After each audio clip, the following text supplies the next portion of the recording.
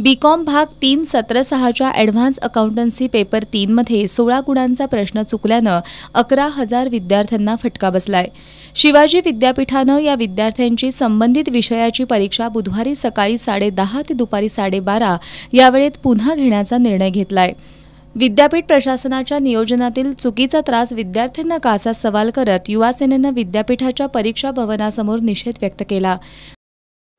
आमची शिवाजी युनिव्हर्सिटीद्वारे परीक्षा घेतली बीकॉम लास्ट इयरची 6 सेमिस्टरची, पण त्यात अकाउंटन्सीच्या पेपरमध्ये क्वेश्चन नंबर 2 होता, ज्यामध्ये 2 ऑप्शन होते, त्यापैकी एक सोडवायचा होता। पण त्या दोन्ही क्वेश्चनमध्ये चुका होत्या। पहिला क्वेश्चन होता त्यामध्ये काय करायचं ते त्यांनी सांगितलंच नाही, आणि दुसऱ्यामध्ये स्टॉक डबल वेळा आलेला। हे आम्ही युनिव्हर्सिटीला जेव्हा आमच्या चूक लक्षात आली तेव्हा शिक्षकांना कळवून युनिव्हर्सिटीला कळवलेलं, पण त्यांनी आम्हाला थोडा वेळ थांबायला लावलं। ते झालं, त्यांच्याकडून रिप्लाय आला की तुम्हाला गुण देता येतील म्हणून आम्ही पत्र लिहिले, अर्ज केले, कॅश म्हणून कन्सिडर करा म्हणून आलं। पण नंतर त्यांनी सांगितलं की नंतर पेपरला आलं की 10 तारखेला डायरेक्ट त्यांनी पेपर घेणार म्हणून। हे आम्ही प्रामाणिकपणे पेपर सोडवला आहे 16 मार्काचा। ज्यांनी जो क्वेश्चन सोडवला आहे 16 मार्काचा जो बी आहे त्यांना 16 मार्क ते मिळालेच पाहिजेत। मग आमच्यासाठी पूर्ण 40 मार्काचा परत क्वेश्चन आम्ही पेपर सोडवायचा। पुढच्या वेळेला ह्यांची चुका झाल्या तर म्हणजे आमच्या चुका झाल्या तर ते आम्हाला रस्टिकेट करतात 3 वर्षासाठी, मग ह्यांच्या चुकांसाठी आम्ही परत का पेपर द्यायचा। युवा सेनेच्या पदाधिकाऱ्यांनी परीक्षा मंडळाचे संचालक डॉक्टर अजित सिंह जाधव यांना याविषयी जाब विचारला।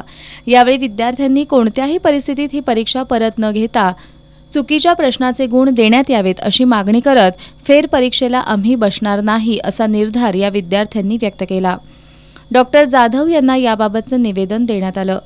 सोमवारी घेण्यात आलेल्या बीकॉम भाग 3 सत्र 6च्या ॲडव्हान्स अकाउंटन्सी पेपर 3 हा 40 गुणांचा होता। या पेपरमध्ये उत्तीर्ण होण्यासाठी 12 गुणांची आवश्यकता आहे।